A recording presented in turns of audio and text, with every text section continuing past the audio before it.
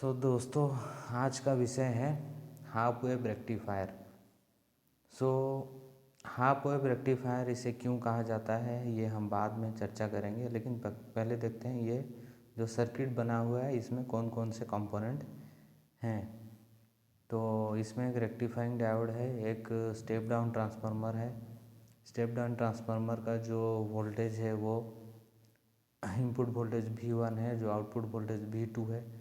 ये V2 जो है ये इनपुट वोल्टेज रेक्टिफायर सर्किट के लिए है। तो हमारा इनपुट जो है वो 230 वोल्ट AC है और आउटपुट जो है वो 5 वोल्ट AC है। लेकिन ये जो 5 वोल्ट AC है ये हमारे किसी काम का नहीं है। हम जो भी लैपटॉप या मोबाइल चार्ज करते हैं उसको चार्ज करने के लिए DC करंट यानी यूनिडायरेक्शनल करंट की आवश्यकता होती है, जो इस तरह दिखता है। तो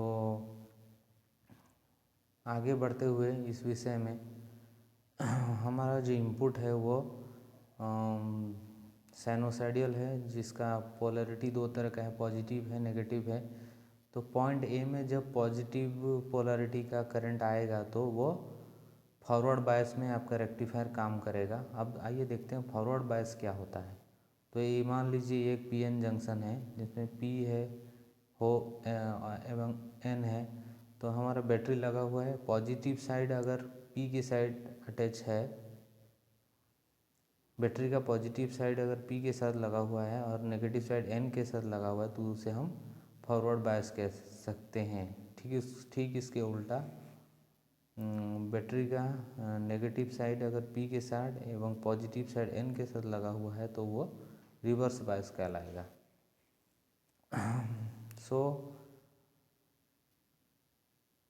पॉइंट A में अगर आपका पॉजिटिव पोलैरिटी आता है तो वो डायोड जो है वो फॉरवर्ड बायस्ड होगा और उस फॉरवर्ड बायस कंडीशन में वो कंडक्ट करेगा, मतलब करंट को अलाउ करेगा जाने के लिए। लेकिन जब वो रिवर्स बायस हो जाएगा उस कंडीशन में वो करंट को अलाउ नहीं करेगा। रिवर्स बायस होने के बाद करंट को अलाउ नहीं करेगा। तो उस क्षेत्र में हमारा आउटपुट जो है वो कुछ नहीं, आउटपुट ब्लैंक है। तो इनपुट जब पॉजिटिव है तो आउटपुट कुछ आ रहा है, यहाँ पर इनपुट पॉजिटिव है आउटपुट कुछ आ रहा है। जब इनपुट नेगेटिव है यानी कि रिवर्स बायस कंडीशन है वहाँ पर आउटपुट जो है 0 है। लेकिन ये जो आउटपुट है आपका पल्सेटिंग DC है, हमको इसको प्योर DC में कन्वर्ट करना है, जो कि कुछ इस तरह दिखता है। प्योर DC में कन्वर्ट करने के लिए हम मदद लेंगे एक कैपेसिटर की। कैपेसिटर एक फ़िल्टर होता है जो आपका AC वोल्टेज को तो अलाउ कर देता है लेकिन DC वोल्टेज को अलाउ नहीं करता है। तो आइए देखते हैं ये किस तरह हमें सहयोग करता है DC वोल्ट प्राप्त करने में पल्सेटिंग DC से। तो पल्सेटिंग DC जो है रेक्टिफायर से निकला है तो उसमें हम एक सामान्य कैपेसिटर लगाते हैं कम वैल्यू का। वो आपका वोल्टेज को क्या करता है देखिए। तो जब भी हमारा वोल्टेज V है वो M तक पहुंचता है इनपुट वोल्टेज, तो आउटपुट भी M तक पहुंच जाता है।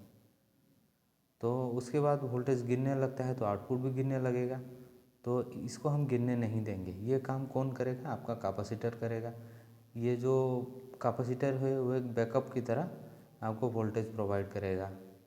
फिर से जब वो इनपुट गिरने लगेगा इस क्षेत्र में तो आउटपुट भी गिरने लगेगा। तो इस पॉइंट के बाद जो है आपका इनपुट को आउटपुट को पुशअप करेगा कौन? आपका कैपेसिटर। इस तरह एक लगभग सरल रेखा वाला चित्र जो है आपके सामने उभर कर आएगा।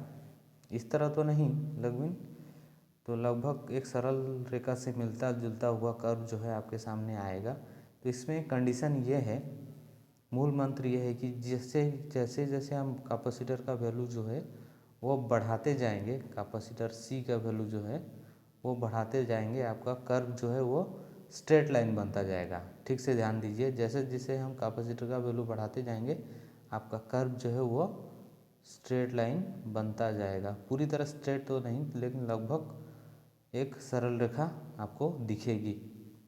तो एक और बात मैं आपको बताना चाहता हूँ, जो हाफ वेव रेक्टिफायर का एफिशिएंसी होता है वो 40% के लगभग होता है, लेकिन फुल वेव रेक्टिफायर का जो होता है वो 80% के लगभग होता है। ये हम अगले वीडियो में इसके बारे में चर्चा करेंगे, ठीक है।